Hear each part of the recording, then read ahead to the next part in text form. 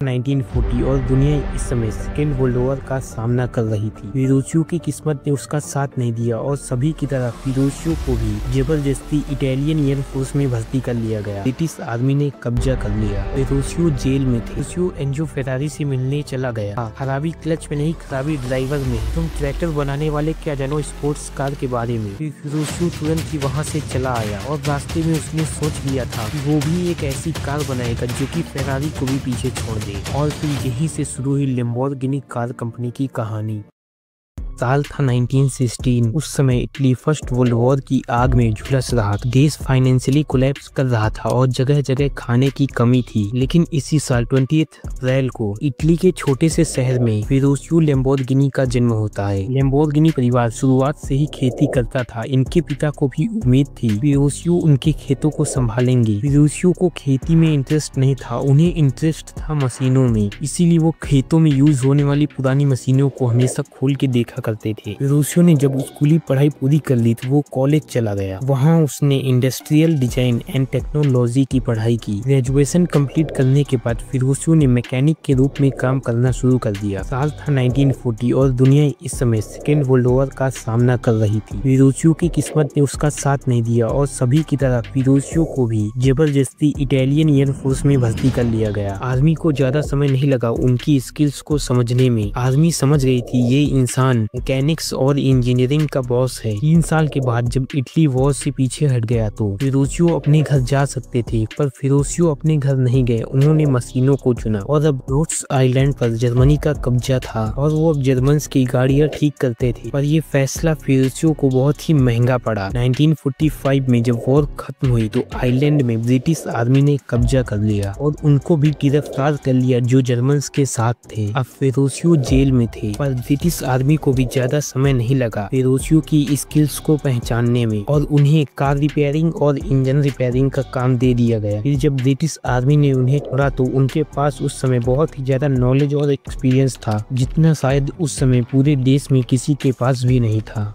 फिरोशियो जब घर लौटे तो उन्हें एक अपॉर्चुनिटी दिखाई दी। उन्होंने देखा कि जो गरीब किसान हो ट्रैक्टर को खरीदना अफोर्ड नहीं कर पा रहे हैं और जिन किसानों के पास ट्रैक्टर थे भी तो उनके पास फ्यूल भरवाने के लिए पैसे नहीं थे। और उसी टाइम पर इटालियन गवर्नमेंट अपनी इकोनॉमी को रीबिल्ड करने के लिए मिलिट्री व्हीकल्स को ऑक्शन में बेच रही थी। फिरोशियो ने भी एक ब्रिटिश मॉरिस इंजन को चीप प्राइस में खरीद लिया और फिर फिरोशियो ने इस इंजन को मॉडिफाई करना शुरू कर दिया। फिरोशियो ने ट्रैक्टर के प्राइस को कम करने के लिए दूसरी कंपनियों के ट्रैक्टर के मुकाबले छोटा बनाया। ये ट्रैक्टर 2 टाइप्स के फ्यूल से चलता था। इसे स्टार्ट होने के लिए पेट्रोल की जरूरत पड़ती थी जो कि उस समय काफी महंगा था, पर ये ट्रैक्टर स्टार्ट होने के बाद डीजल में स्विच हो जाता था। कुछ बड़े ब्रांड्स के ट्रैक्टर जैसे फियाट लैंडिनी ये काफी एक्सपेंसिव थे। इनके मुकाबले लैम्बोर्गिनी ट्रैक्टर्स काफी कम प्राइस में आ जाते थे और इनमें फ्यूल का खर्चा भी कम आता, जिसकी वजह से ये फार्मर्स के लिए एक बहुत ही बढ़िया चॉइस थी। फिरोशियो एक हफ्ते में एक ट्रैक्टर को खुद से ही बनाते थे और उन्हें अपने काम में तेजी लाने के लिए और लोगों की जरूरत थी, जिसके लिए उन्हें पैसों की जरूरत थी। फिरोशियो के फादर ने उन्हें अलाउ किया वो अपने फैमिली के खेतों को गिरवी रख के बैंक से लोन ले सकते हैं। फिरोशियो ने तुरंत ही 1000 से ज्यादा मॉरिस इंजन खरीद लिए। फिरोशियो ने मैन्युफैक्चरिंग शुरू कर दी थी और उसने मार्केट में भी एंट्री ले ली थी और इसके बाद फिरोशियो ने अपना खुद का इंजन डिजाइन कर लिया था। इंजन बहुत ही अच्छे समय पर डिजाइन हुआ था क्योंकि उसी समय इटालियन गवर्नमेंट ने अनाउंस किया जो किसान इटालियन मेड फार्मिंग मशीनरीज को खरीदेगा गवर्नमेंट उसे बिना ब्याज के लोन प्रोवाइड करवाएगी। और फिरोशियो की मशीनरीज गवर्नमेंट की पॉलिसी के हिसाब से बिल्कुल फिट थी। इस टाइम पर फिरोशियो साल के 200 ट्रैक्टर्स बेच रहे थे, जिसकी वजह से लैम्बोर्गिनी ट्रैक्टर्स इटली के टॉप ट्रैक्टर ब्रांड्स में शामिल हो चुका था और फिरोशियो अब इटली के सबसे अमीर लोगों में से एक थे। जब ये सब चल ही रहा था तभी फिरोशियो ने टाइम निकालकर अपनी फियाट टोपोलिनो को मॉडिफाई किया, उसमें एक बड़ा इंजन फिट किया और इटली की सबसे बड़ी रेसों में हिस्सा लिया। वो अपनी कार को कुछ बड़े ब्रांड्स के खिलाफ टेस्ट करना चाहते थे, जैसे अल्फा रोमियो, फेरारी। रेस शुरू हुई और रेस के दौरान ही उसका एक्सीडेंट हो गया, जिसकी वजह से वो मरते मरते बचा। फिरोशियो ने कभी न रेस करने की कसम खाई। फिरोशियो के पास अब बहुत पैसे थे। फिरोशियो को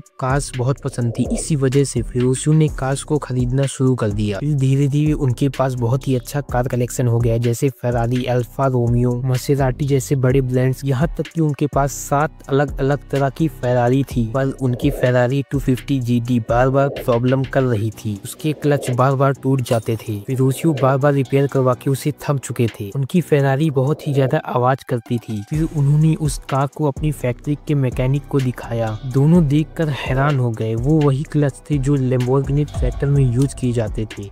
फिर उन्होंने उस क्लच को मॉडिफाई करके उसमें ऐसा क्लच लगाया जो फेरारी के लायक हो, और फिर उसने फेरारी की सभी कारों में मॉडिफाई किए हुए क्लच लगा दिए। फिर उसने सोचा कि मैं क्यों ना एंजो फेरारी से मिलूं और उनसे कहूं कि आपकी कारों के क्लच सही नहीं है। फिर फिरोशियो एंजो फेरारी से मिलने चला गया। ये किसी को नहीं पता कि उस मुलाकात में उन दोनों के बीच में क्या बात हुई, पर कई सोर्सेस के हिसाब से एंजो फेरारी ने कहा, खराबी क्लच में नहीं, खराबी ड्राइवर में है। तुम ट्रैक्टर बनाने वाले क्या जानो स्पोर्ट्स कार के बारे में। फिर फिरोशियो तुरंत ही वहाँ से चला आया और रास्ते में उसने सोच लिया था कि वो भी एक ऐसी कार बनाएगा जो कि फेरारी को भी पीछे छोड़ दे। और फिर यहीं से शुरू हुई लैम्बोर्गिनी कार कंपनी की कहानी। अब उसे चाहिए थी इटली के बेस्ट कार डिजाइनर और बेस्ट इंजीनियर, और फिर उसने बनाई अपनी टीम, जिसमें फेरारी के चीफ डेवलपर, फेरारी के इंजीनियर, बड़े कार ब्रांड्स के डिजाइनर्स को शामिल किया गया। फिरोशियो ने अपनी टीम को V12 इंजन का आइडिया दिया, जो कि एक स्पोर्ट्स कार हो, डेली यूज के लिए भी परफेक्ट हो। पहले तो सभी ने कहा ये इम्पॉसिबल है, पर फिरोशियो के जुनून ने सभी को मना लिया। केवल 6 मंथ के अंदर ही उन्होंने वो कार बना डाली, और जिसका नाम रखा गया Lamborghini 350 GT। 3.5 litre tank, 400 horse power का engine, 11,000 RPM, top speed 250 km/h। ये कार 0 से 60 की स्पीड केवल 6.8 सेकंड में पकड़ लेती थी। और फिर इसे 1964 के जिनेवा ऑटो शो में लॉन्च किया गया। लोग हैरान थे, ट्रैक्टर बनाने वाला कार कैसे बना सकता है। और इसकी 120 कारें बनी और सारी की सारी सेल हो गई। और इसके 1 साल बाद आई 400 GT, और इसमें 2 नहीं 4 लोग बैठ सकते थे। 3.9 लीटर का इंजन, 270 km/h की टॉप स्पीड। अब लोग फिरोशियो को हल्के में नहीं ले रहे थे, और अभी धमाका होना बाकी था। लैम्बोर्गिनी कार्स के कुछ टॉप इंजीनियर्स ने चुपचाप एक रेसिंग कार को डिजाइन करना शुरू कर दिया। जब फिरोशियो की टीम ने फिरोशियो को इस कार के बारे में बताया तो फिरोशियो ने पहले मना कर दिया, क्योंकि फिरोशियो रेसिंग से बहुत दूर रहना चाहते थे। पर फिर अपनी कार कंपनी को आगे बढ़ाने के लिए और एंजो फेरारी को टक्कर देने के लिए फिरोशियो ने हाँ कर दी। और फिर जन्म होने वाला था एक ऐसी कार का जो कि हिस्ट्री लिखने वाली थी, और इसका नाम म्यूरा रखा गया।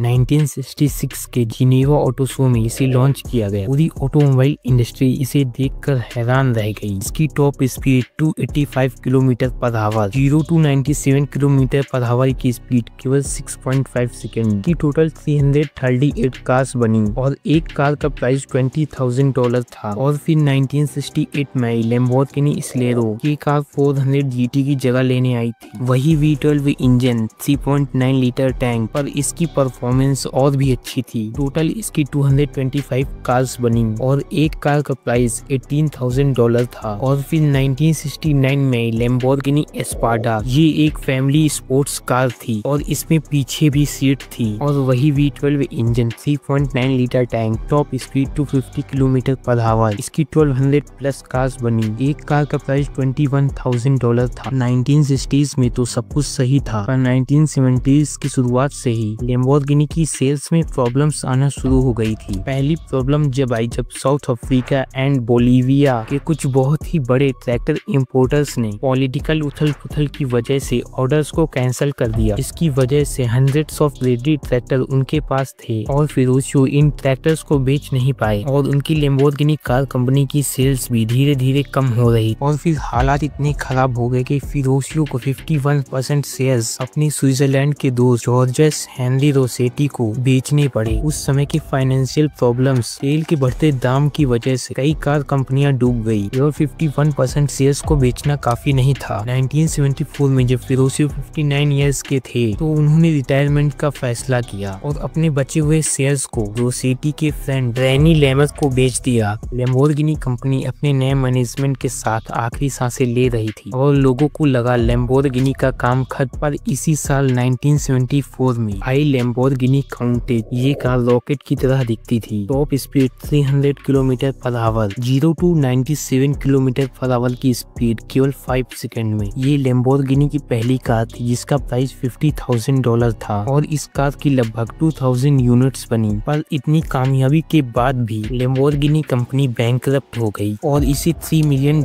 में पैट्रिक मिमरेन और उनके भाई जीन क्लाउड ने खरीद लिया। और फिर आई लेम्बोर्गिनी LM002। ये लेम्बोर्गिनी की पहली SUV थी, पर फिर भी कंपनी कर्जे से बाहर नहीं निकल पाई और फिर से कंपनी नीलामी में चली गई। इस बार इसे खरीदा क्राइसलर ने केवल $25 मिलियन में। और इस वक्त फिरोसियो अपने खेतों में काम कर रहे थे और वाइन बना रहे थे। पर 1993 में हार्ट अटैक की वजह से उनकी डेथ हो गई। और फिर इधर दूसरी तरफ लॉन्च हुई लेम्बोर्गिनी डियाब्लो। इसमें भी वही V12 इंजन था, 485 हॉर्स पावर क्रिएट करता था। 90s खत्म होते होते क्राइसलर ने कंपनी को वॉक्सवैगन ग्रुप को बेच दिया और इसके बाद वॉक्सवैगन ने अपने नए विजन के साथ कंपनी को आगे बढ़ाया और दुनिया को ऐसी कार्स दी जो दुनिया पे राज करती है। तो चलिए आज की इस वीडियो को यहीं पे समाप्त करते हैं, क्योंकि लेम्बोर्गिनी कार कंपनी की कहानी कभी खत्म ही नहीं होगी। Thank you.